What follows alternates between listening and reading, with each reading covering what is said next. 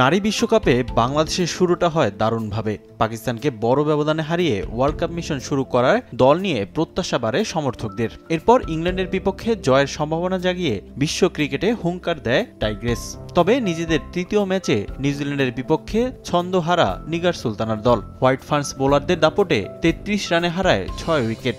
নিজেদের সর্বনিম্ন রানে অল আউটের শঙ্কাও জাগে। প্রথম ৫ ব্যাটারের কেউ স্পর্শ করতে পারেননি ২ অঙ্কের কোটা। ক্যাপ্টেন নিগার সুলতানা ২৮ বলে করেন ৪ রান। এরপর নাহিদ আক্তারকে নিয়ে প্রতিরোধ গড়ার চেষ্টা চালান ফাহিমা খাতুন। ১৭ রান করে নাহিদা ফিরলে ফাহিমার সঙ্গী হন রাবেয়া খান।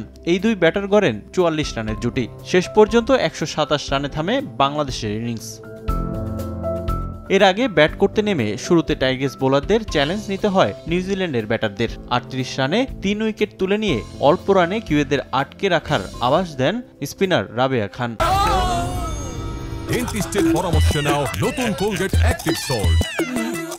তবে সেই শঙ্কা তারা কাটিয়ে ওঠে অধিনায়ক সোফি ডিভাইন ও ব্রুক হালিডের ব্যাটে। তাদের ব্যাটে আসে ১১২ রানের জুটি, দুজনই তুলে নেন 50।